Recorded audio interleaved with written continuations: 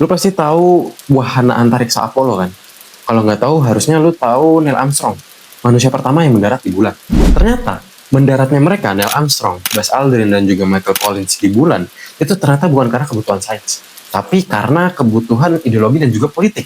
Nah, jadi ceritanya, setelah Perang Dunia Kedua, Amerika dan juga Uni Soviet itu lagi terlibat perang dingin. Amerika dengan kapitalismenya dan Uni Soviet dengan sistem komunisnya, ya kan?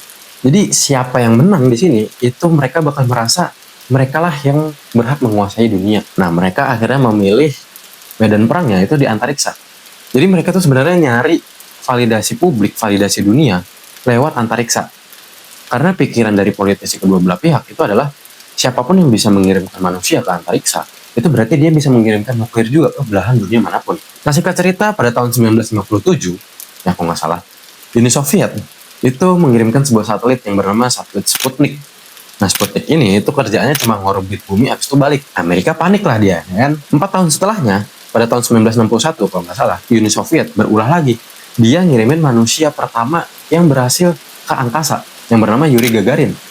Makin keringet dingin lah tuh si Amerika, ya kan? 1 tahun setelahnya, tepatnya pada tahun 1962, JF Kennedy itu berpidato dengan isi yang cukup ikonik lah.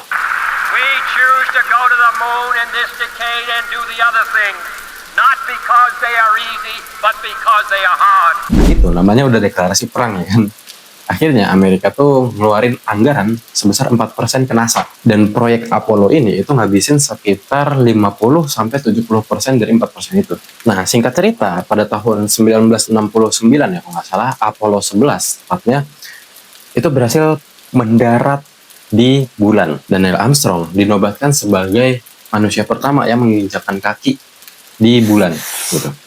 Nah, makanya kalau lu lihat di foto-foto Neil Armstrong mendarat, itu ada bendera Amerika kan di situ. Itu bukan cuma hiasan, tapi itu adalah statement kalau Amerika tuh udah menang atas perang dinginnya gitu. Nah, setelah kejadian-kejadian berbasis perang dingin ini selesai, ya Apollo cuma berhenti di Apollo 17. Padahal harusnya itu sampai Apollo 20, tapi berhenti sampai 17 doang.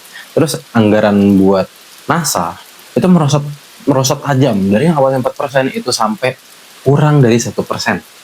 Ini koreksi gue kalau gue salah ya. Terus ya perhatian publik udah nggak seantusias sebelum-sebelumnya gitu. Tapi meskipun Apollo ini terlahir bukan karena sains, tapi Apollo ini itu menghadiahi banyak banget nih buat sains gitu. Makanya Carl Sagan di bukunya berjudul Pale Blue Dot, pas dia ngebahas Apollo, itu dia namain babnya dengan Kado Apollo.